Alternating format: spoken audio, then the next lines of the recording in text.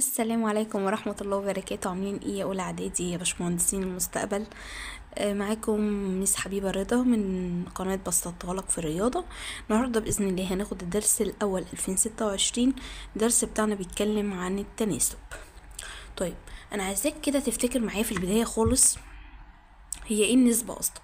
قالك النسبة هي خارج اسم الكلمتين من نفس النوع ونفس الوحدة. تمام. وطرق التعبير عن النسبة، ايه هي طرق التعبير عن النسبة؟ قلت له هي ان انا اكتبها عن طريق A على B، او A الى B، او A الى B كده. قلت لك بس اهم حاجة عندي ان البي بتاعتي لا تساوي ايه؟ لا تساوي صفر.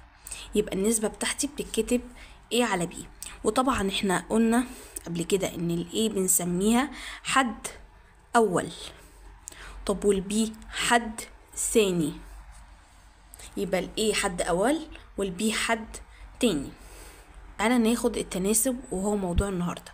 قالك تساوي نسبتين او معدلين على الاقل بسميه ايه؟ التناسب. يعني ايه يا مس؟ يعني انا لو قلت لك 1/2 بيساوي كام؟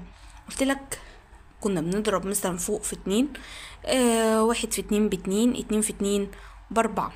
فكريني يا مس اكتر بالتناسب. قلت لك ان التناسب ده عبارة عن نسبة، زي مثلا نسبة 2/3. فاكر لما كنت بقولك 2/3 تكافئ ايه؟ هاتلي نسبتين يكافئوا 2/3. كنت بتعمل ايه؟ قلت لك ان انا التكافؤ دوت بجيبه عن طريقتين، اما اضرب اما اقسم. طب يا مس اما ضرب اما قسمه. طيب جمع وطرح قلت له ما ينفعش. طب تعالى نجرب كده. هنضرب فوق مثلا في 2، 2 في 2 ب4. 3 في 2 زي ما هضرب فوق لازم نضرب تحت. 3 في 2 ب6. طب يا مس اضربيلي. هضرب دي؟ لا، انا بضرب في الاساس. 3 في 2 ب6. طب 3 في 3 ب9. خدت بالك من حاجة؟ ان 2/3 هي 4/6 هي 6/9. لو بسطت 4/6 هتديني 2/3. لو بسطت 6/9 هتديني 2/3.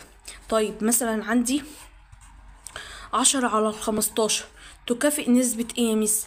قلت له هنا رقم كبير ممكن ابسطها، ممكن ابسط مش لازم اضرب. طب هما الاتنين موجودين في جدول ايه؟ موجودين في جدول 5. 10/5 تديني 2. 15/5 هتديني 3. ليه يا مس قسمتي تحت على 5؟ قلت لك زي ما هقسم فوق هقسم تحت، هضرب فوق هضرب تحت. تمام.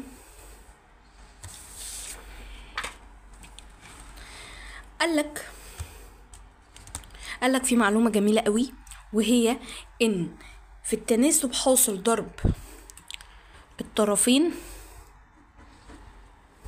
بيساوي حاصل ضرب الوسطين. يعني ايه يا مس؟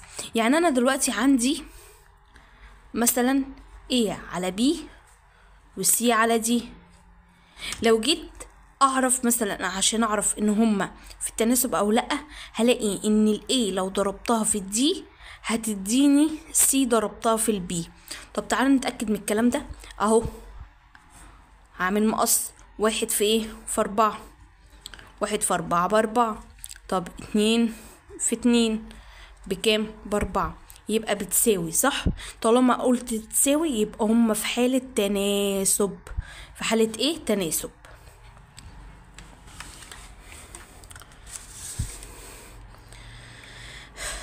تعال نشوف الأسئلة بتاعتنا. بيقول لي حدد أي من أزواج النسب التالية يمثل تناسب. 12/15 وال8/10. قلت له يا ميس أنا هاخد دلوقتي اهو 12/15 وال8/10. ينفع أبسطهم؟ ينفع أبسطها. 12 وال15 موجودين في جدول 3. على 3 فيها 4، على 3 فيها 5. يلا هنا على 8 هقسم على جدول 2 على 8 من غير ما اضرب يا ميس. ده هم طلعوا قد بعض اصلا، بيساووا بعض اهو، بيساوي بعض. يبقى هنا في حالة تناسب. بس انا يا ميس مش عايزة اعملها بالطريقة دي، انا عايزة اعملها بالطريقة بتاعتنا. تمام. يبقى همسك كده هقول 12 على 15 بتساوي 8 على 10. هعمل المقص واقول وسطين في طرفين. يلا ادي الطرفين بتوعي وادي الوسطين، اقول 12 في 10 و15 في 8. 12 في 10 هتطلع ب120، 15 في 8 هتطلع ب120، هيبقى بيساوي بعض. يبقى الشكل دوت بيمثل تناسبا. في اي مشكلة؟ طب يلا خش على السؤال اللي بعده. هاخد 3 على 8 وايه و6 على 10. يلا يا مس اضربي لي وسطين في طرفين. وسطين بيساوي الطرفين. يلا 3 في 10 و8 في 6. 3 في 10 بكام؟ 30. طب 8 في 6 48. ثواني، هما دول بيساووا بعض؟ لا يساووا بعض. يبقى غير الارقام دي غير متناسبة. الارقام دي غير ايه؟ متناسبة. سؤال جديد بيقول لي حل التناسب الاتي. طب احنا قلنا ايه يا ميس؟ طرفين في ايه؟ في وسطين هيبقوا قد بعض لو هما متناسبين. طب يلا 3 في 20 في 20 هيديني 4 في ايه؟ 4 في اكس. طيب انا عايزه اجيب الاكس اصلا، يعني انا بعمل السؤال دوت عشان اجيب قيمه الاكس دي بتساوي كام. 3 في 20 ب60 بتساوي 4 اكس. قلت له ايه؟ هي مش الاربعه لازقه في الاكس او ضربتها؟ لما اجي اروح هناك هقسمها صح عشان اجيب الاكس. بعمل عكس المعادله دي، تعتبر معادله فانا بعمل عكسها. هي مضروبه بتروح هناك ايه؟ مقسومه. يبقى الاكس الواحده هتساوي كام؟ 60 على 4 فيها ال15. طب تعالى بقى اقولك على تركه جميله قوي تحل بيها السؤال. اي سؤال يجيلك بالمنظر ده، وهو لو جالك قالك 3 على 4 بتساوي اكس على 20. مش الاكس ده احنا اللي عايزينه؟ يا مس هعمل ايه؟ بغني له اغنيه جميله بقول له اكس بتساوي شرطه كسر واللي قصادها بينزل تحت والاتنين يتضربوا في بعض. يبقى تاني، اكس بتساوي شرطة كسر واللي قصادها مين؟ الاربعة هتنزل تحت والاتنين هيتضربوا في بعض. 20 في 3. 3 في 20 ب60 على 4 هتديك على طول كام؟ 15. دي معاك طريقة ودي معاك طريقة، اللي تعجبك حل بيها. طب يلا انا هثبت الطريقة التانية يا ميس. طب يلا معاك، هقول اكس بتساوي شرطة كسر اللي قصادها بينزل تحت والاتنين يتضربوا في بعض. شغل آلتك. يلا هقول ايه؟ 14 في 6 على 12 ادتني كام؟ ادتني 7. يبقى الاكس بتاعتي بكام يا ميس؟ ب7. يلا هنا السؤال دوت بيقول لي اكس بتساوي شرطة كسر من اللي قصادها 30 هتنزل تحت والاتنين يتضربوا ايه؟ في بعض. تعالى يلا اهو 15 في 12 على 30 اديتك كام؟ اديتك 6. يبقى الاكس بتاعتي بكام يا ميس؟ ب6. تعالى نحل السؤال ده. بيقول لي في احدى المدارس يوجد 221 طالب و13 مدرس، فكم يكون عدد المدرسين اذا زاد عدد الطلاب واصبح 272 طالبا لكي تبقى النسبة ثابتة بين عدد الطلاب وعدد المدرسين. تمام يا مس، هنحلها ازاي؟ انا بحب احل السؤال ده بكتب ايه؟ طالب ومدرس. والله يا مس انا كان عندي في البدايه كم طالب؟ 221. ال 221 كان بيديهم كم مدرس؟ 13 مدرس. دلوقتي اصبح عندي كم تلميذ؟ عندي 272. عندي كم مدرس؟ لا مش عارفه. يبقى اكس، ونروح نحلها بالطريقه بتاعتنا واغنيتنا الجميله. اقول له ايه؟ اكس بتساوي شرطة كسر واللي قصادها هينزل تحت والاتنين يتضربوا في بعض. شوف الناتج هيطلع معاك كام يا جميل. هقول 13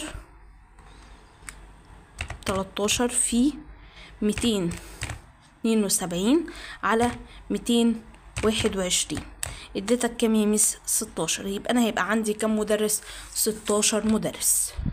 تعالى نفس السؤال، بيقول لي يحتاج عامل الحلوى إلى 5 أكواب من السكر لعمل 3 فطائر من الحلوى، فكم يحتاج من السكر لعمل 15 فطيرة؟ يبقى أنا هكتب هنا كلمة سكر، وهنا إيه؟ فطيرة أهو. السكر كان كام؟ 5. 5 أكواب لعمل كم فطيرة يا مس؟ 3. هو هيحتاج كام من السكر؟ هو هيحتاج كام من السكر؟ يبقى السكر عندي إكس لعمل كام فطيرة؟ 15. وهرجع اغني له اغنيتي الجميله، هقول له اكس بتساوي شرطة كسر واللي قصادها هينزل تحت والاتنين يتضربوا في بعض، تديك كام يا جميل؟ اهو 15 في 5 على 3 ادتني 25 كوب سكر. يبقى عشان يصنع 15 فطيرة هو يحتاج 25 كوب ايه؟ سكر. تعالى للسؤال هنا، بيقولك حل التناسب الآتي. هنا 1/3 بتساوي 2 على ب زائد 1. نفس الفكرة، أنا عايزاك تثبتها معايا. يلا هقول ب زائد 1 يا مس، هو أنا ينفع أخدها؟ ما هو ده حد كامل فهاخده مع بعضه. ب زائد 1 بيساوي شرطة كسر اللي قصادها 1، يعني مكناش محتاجين ننزله بس مش مشكلة، ننزل تحت والاتنين يتضربوا في بعض. هقول ب زائد 1 بيساوي كام يا مس؟ 3 في 2 ب6، 6 على 1 فيها 6. طيب تعالى نفرق بس ما بين البي والستة كده. طب البي هنا هتساوي ايه؟ قلنا موجب 1 هيخرج من بيته هيغير اشارته، يعني البي بتساوي 6 ناقص 1. يبقى البي بتاعتي هتطلع معايا بكام؟ ب5.